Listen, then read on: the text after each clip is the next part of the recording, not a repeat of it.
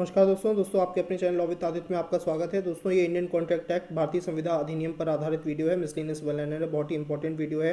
ये एचजीएस परीक्षाओं के लिए, पीसीएसजे परीक्षाओं के लिए और एआईबी का जो परीक्षा होती है, ऑल इंडिया बार एग्जामिनेशन जो होता है, उसके लिए बहुत ही इंपॉर्टेंट है।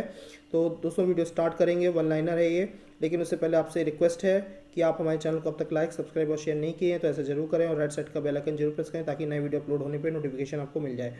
तो चलिए दोस्तों वीडियो स्टार्ट करते हैं। देखिए दोस्तों, उसमें पहला पॉइंट क्या कह रहा है। पहला पॉइंट कह रहा है भारतीय संविदा अधिनियम लागू हुआ, तो 1 सितंबर 1872 को ये अधिनियम लागू हुआ। अगला पॉइंट देखिए दोस्तों क्या कह रहा है। भारतीय संविदा अधिनियम की धारा 2 ख के अनुसार प्रस्थापना प्रतिग्रहित हो जाने पर वो वचन हो जाती है। अगर प्रस्थापना प्रतिग्रहित हो गई है, ठीक है, वो वचन कहलाएगी। ठीक, याद रखिएगा। अगला पॉइंट देखिए दोस्तों क्या है। प्रस्थापना की वैध अभिस्वीकृति है, तो जब अभिस्वीकृति प्रस्तावक द्वारा विहित रीति से दी गई है तो वो वैध स्वीकृति मानी जाती है। ठीक, याद रखिएगा, बहुत इंपॉर्टेंट है, इंपॉर्टेंट पॉइंट है। अगला पॉइंट देखिए दोस्तों क्या है। स्वतंत्र सम्मति के बिना किया गया करार या तो शून्य या शून्यकरण होगा। ठीक है, याद रखिएगा, अगर स्वतंत्र सम्मति नहीं है तो वो करार जो है शून्य होगा या तो शून्यकरण के रूप में परिभाषित किया जा सकता है। अगला पॉइंट देखिए दोस्तों क्या कह रहा है। अगला पॉइंट कह रहा है भारतीय संविदा अधिनियम की धारा 19 प्रावधान करती है, तो शून्यकरण के संबंध में ये प्रावधान है, तो धारा 19 शून्यकरण के संबंध में है। अगला पॉइंट देखिए दोस्तों क्या कह रहा है। भारतीय संविदा अधिनियम की धारा 20 प्रावधान करती है, शून्य संविदा के संबंध में प्रावधान करती है। ठीक है, याद रखिएगा, धारा 20 शून्य संविदा और धारा 19 शून्यकरण के संबंध में। ठीक, बहुत इंपॉर्टेंट है। देखिए अगला पॉइंट क्या कह रहा है। अगला पॉइंट कह रहा है जब टेलीफोन पर संविदा की जाती है तो संविदा उस स्थान पर पूर्ण मानी जाती है जहां संविदा सुनी जाती है। यह जिस वाद में अभी निर्धारित किया गया तो वो केस था भगवान दास बनाम गिरधारी लाल में। तो जहां पर संविदा को सुना गया है, ठीक है, टेलीफोन के द्वारा, वहां पे संविदा पूरी मानी जाएगी। ठीक, याद रखिएगा, वहीं पे निर्धारित की जाएगी। जो वाद है वो भगवान दास बनाम गिरधारी लाल में। अगला पॉइंट देखिए दोस्तों क्या कह रहा है। जो वाद विफलता यानी कि व्यर्थता के सिद्धांत से संबंधित है वो सत्यव्रत घोष बनाम मगनी राम का वाद है। ठीक है, व्यर्थता से संबंधित या विफलता से संबंधित। अगला पॉइंट देखिए दोस्तों क्या कह रहा है। भारतीय संविदा अधिनियम की वह धारा जो असंभावता यानी कि विफलता व्यर्थता से संबंधित है वो धारा 56 है, तो धारा 56 असंभावता से संबंधित है। अगला पॉइंट देखिए दोस्तों क्या कह रहा है। अगला पॉइंट कह रहा है हेडले बनाम बैंक्सडेल मद्रास, दूसरा केस है मद्रास रेलवे कंपनी बनाम गोविंद राव। फिर अगला केस है डोमिनियन ऑफ इंडिया बनाम ऑल इंडिया रिपोर्ट लिमिटेड। ठीक, जैसे वाद संबंधित है, संविदा भंग के लिए नुकसानी से संबंधित है, बहुत इंपॉर्टेंट वाद हैं, इनको याद रखिएगा। तो संविदा भंग के लिए नुकसानी से संबंधित ये वाद हैं, ठीक है, केसेस हैं। अगला पॉइंट देखिए दोस्तों क्या कह रहा है। सभी विधि विरुद्ध करार शून्य होते हैं परंतु सभी शून्य करार विधि विरुद्ध नहीं होते।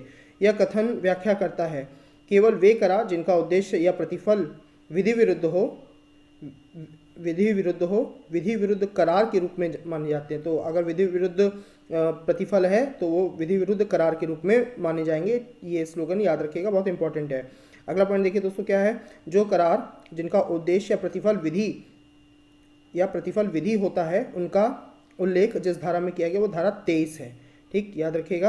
अगला पॉइंट देखिए दोस्तों क्या कह रहा है। भारतीय संविदा अधिनियम की वह धारा जो यह प्रावधान करती है कि भूतपूर्व सेवा के लिए प्रतिकर देने का वचन विधिमान संविदा होगी और वह प्रवर्तनीय होगी, ये है धारा 25(2). ठीक है, याद रखिएगा, धारा 25(2) ये भूतपूर्व सेवा के लिए प्रतिकर देने के वचन को विधिमान संविदा के रूप में परिभाषित करती है। अगला पॉइंट देखिए, एक एग्जाम्पल है, कह रहा है कि बा का पर्स आ को पड़ा मिलता है, आ पर्स बा को लौटा देता है, आ को बा 100 रुपये देने का वचन देता है।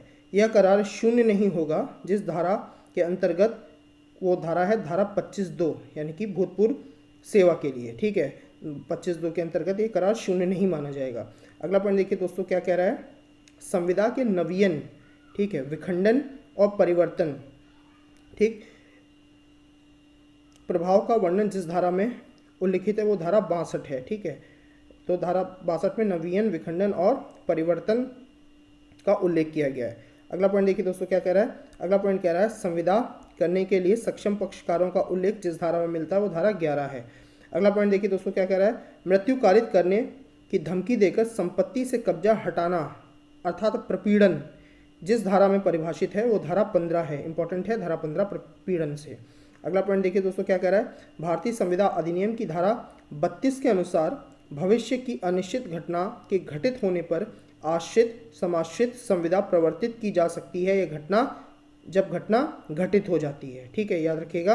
अगला पॉइंट देखिए दोस्तों क्या कह रहा है। अगला पॉइंट कह रहा है भारतीय संविदा अधिनियम की धारा 39 के अनुसार जब संविदा पालन के लिए निश्चित दिनांक के पूर्व प्रतिज्ञाकर्ता संविदा पालन से पूर्णतः इनकार कर देता है तो यह कहलाता है समय पूर्व संविदा भंग। ठीक, याद रखिएगा, समय पूर्व संविदा भंग धारा 39। अगला पॉइंट देखिए दोस्तों क्या है। जहां अभिकर्ता अपने प्रमुख की विद्यमानता और नाम तृतीय पक्षकार को बिना बताए उसके साथ संविदा करता है, ऐसी दशा में प्रमुख के विषय में जानकारी होने पर तृतीय पक्षकार वाद ला सकता है केवल अभिकर्ता के विरुद्ध। ठीक, याद रखिएगा। एक एग्जाम्पल है, अगला कह रहा है कि आ बा का कर्जदार है। आ बा को यह अधिकार प्रदान करता है कि बा उसका मकान बेचकर विक्रय आगमों से अपना ऋण संदाय कर ले।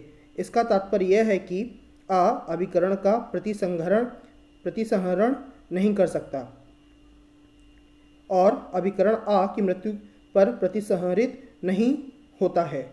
यह उदाहरण जिस धारा से संबंधित है वो धारा 202 है। ठीक, याद रखिएगा, धारा 202। अगला पॉइंट देखिए दोस्तों क्या कह रहा है। विक्रय के पश्चात वस्तुओं पर कब्जा बनाए रखने वाले विक्रेता के लिए वस्तुओं की गिरवी शून्य मानी जाएगी। ठीक, यह शून्य है। अगला पॉइंट देखिए दोस्तों क्या कह रहा है। बा की गाड़ी आ भाड़े पर लेता है। गाड़ी असुरक्षित है। बा को गाड़ी में विद्यमान दोषों की त्रुटियों की जानकारी नहीं है। दोषों के कारण आ क्षतिग्रस्त हो जाता है। बा क्षति के लिए उत्तरदायी होगा। ठीक, याद रखिएगा, उत्तरदायी है। अगला पॉइंट देखिए दोस्तों क्या कह रहा है। कोई प्रत्याभूति जो लेनदार यानी कि ऋणदाता ने तात्विक परिस्थिति के विषय में मौन धारण करके अभिप्राप्त की है वह अविधि मान्य है। जिस धारा के अनुसार, धारा 143 के अनुसार वो अविधि मान्य होगी। ठीक है, मौन अगर सहमति से उसने अभिप्राप्त की है। अगला पॉइंट देखिए दोस्तों क्या कह रहा है लास्ट, कि संदायों के विनियोग से संबंधित क्लेटन के वाद का नियम भारतीय संविदा अधिनियम की जिस धारा से संबंधित है वो धारा 59 है। क्लेटन का वाद धारा 59, तो जिस धारा से संबंधित है आप याद रखिएगा, संदायों के विनियोग धारा 59 क्लेटन। ठीक, अगला पॉइंट देखिए लास्ट क्या है इसमें। भारतीय संविदा अधिनियम की धारा 65 का नियम उन करारों पर लागू होता है जो शून्य होते हैं। तो ये 3 पॉइंट हैं जिन पर यह नियम लागू होगा जो शून्य होंगे। पहला भूल के कारण, दूसरा प्रतिफल की विफलता के कारण और तीसरा संविदा पालन की असंभवता के कारण। ठीक है, तो दोस्तों ये था आपका कॉन्ट्रैक्ट एक्ट। कॉन्ट्रैक्ट एक्ट के बहुत ही महत्वपूर्ण सवाल थे। तो आशा है आप लोगों को ये वीडियो पसंद आएगा और आप लोगों के लिए हेल्पफुल होगा। तो चलिए दोस्तों, वीडियो कैसा लगा कमेंट करके बताइएगा। नेक्स्ट वीडियो में फिर मिलते हैं, तब तक के लिए थैंक यू।